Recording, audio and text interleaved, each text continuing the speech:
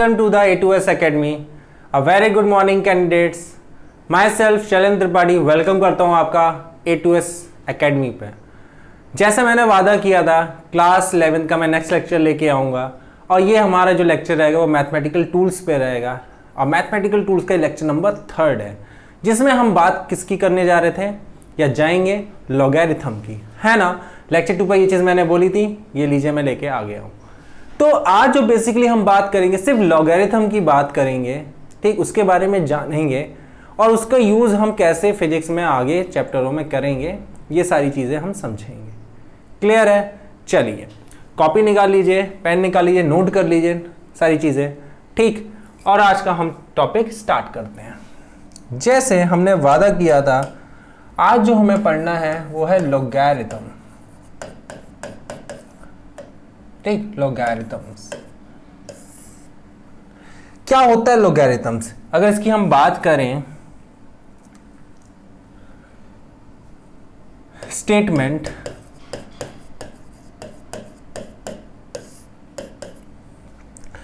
The logarithm of any number, the logarithm of any number of any number to a given base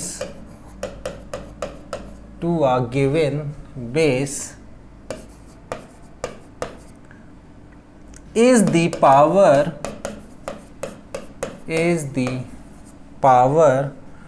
to which base must be raised to obtain that number,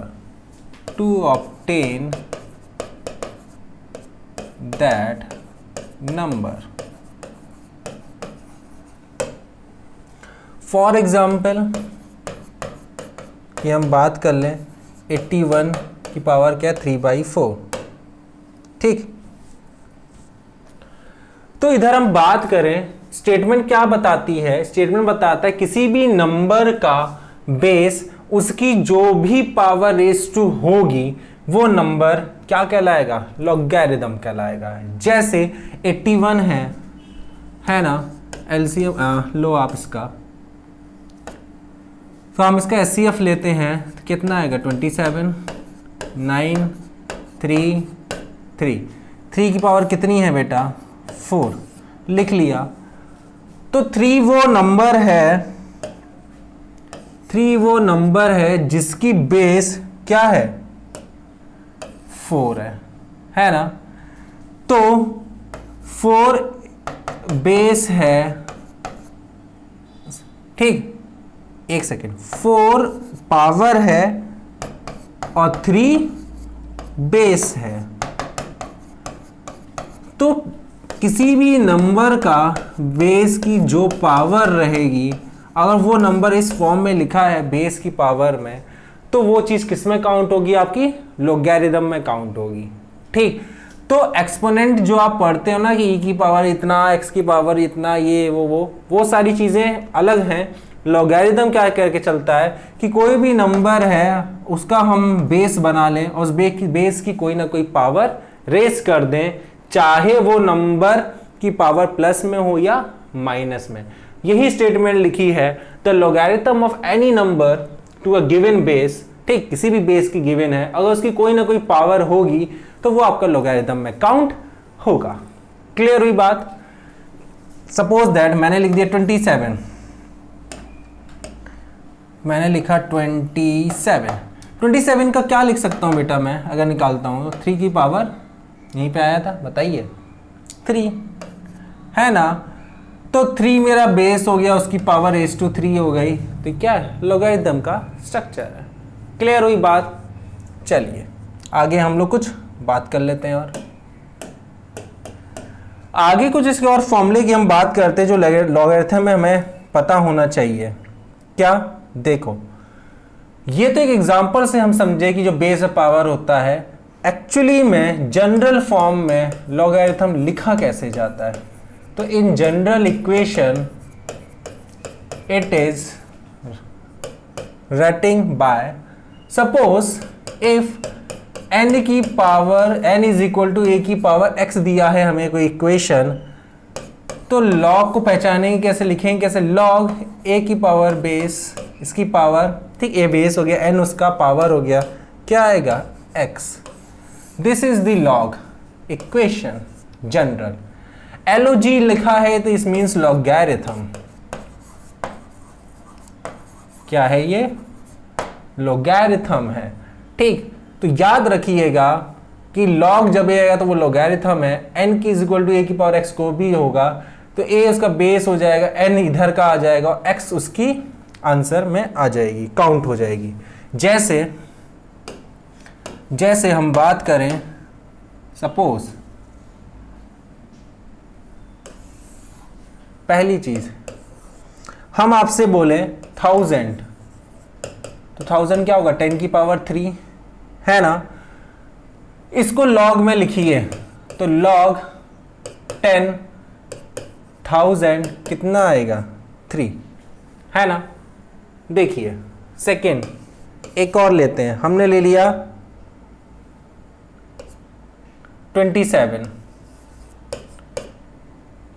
क्या होगा 3 की power 3, इसमें लिखिए log 3 27 का कितना आएगा 3। समझ रहे हैं मैं क्या कहना चाह रहा हूं, कैसे लिखेंगे हम। ये रहा आंसर्स इन सब का, ये बेस हो गई, ये पावर हो गया, ये बेस है, ये पावर है और ये log में आंसर है। क्लियर हुई बात। चलिए थर्ड, अगर किसी ने हमको दे दिया a की power a is equal to 1, तो हमारा log क्या आना चाहिए, तो log बताएं a की पावर 1 का आएगा 0। मोस्ट इंपॉर्टेंट ये चीज याद रखिएगा, नोट कर लीजिएगा, मोस्ट इंपॉर्टेंट चीज है, ठीक है।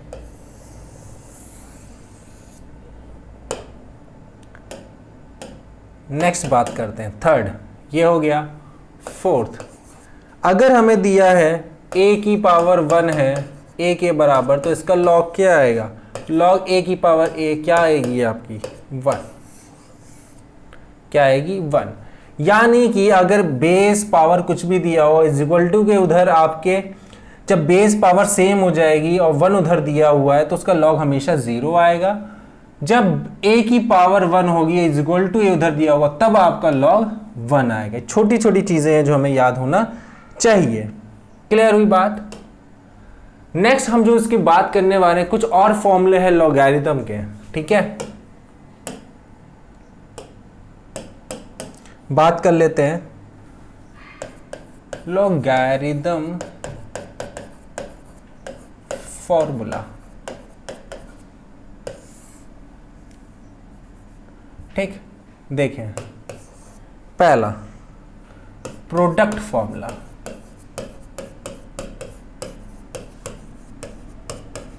प्रोडक्ट फॉर्मूला क्या है, अगर log a की पावर mn दिया है तो प्रोडक्ट में लिखते हैं log a m plus log a n।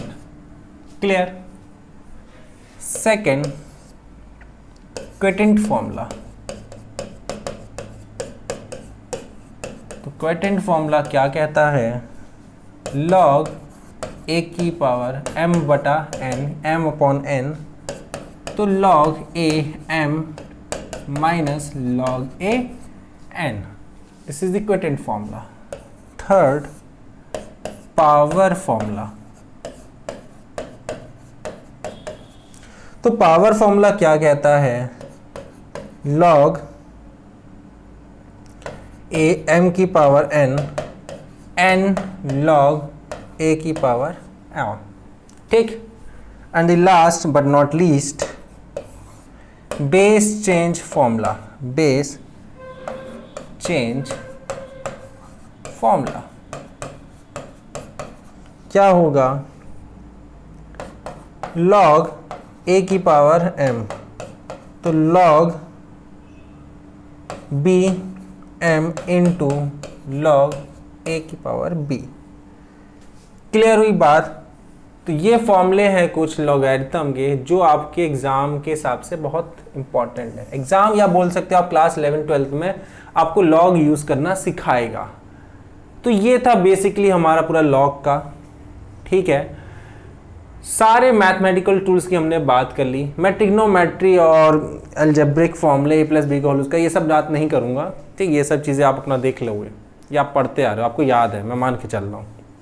Class 10 में ट्रिग्नोमेट्री पढ़े हो, फॉर्मूले सब जानते हो, ठीक। साइन किसका उल्टा होता है 1/cos, ये सारी चीज़ें जानते हो, ठीक।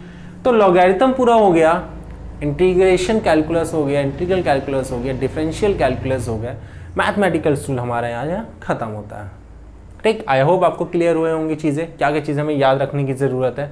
सिर्फ इतना काम कर लो, आपका मैथमेटिकल स्कूल कंप्लीट है। क्लियर? तो आज के लिए सिर्फ इतना ही था। थैंक यू एंड जय हिंद।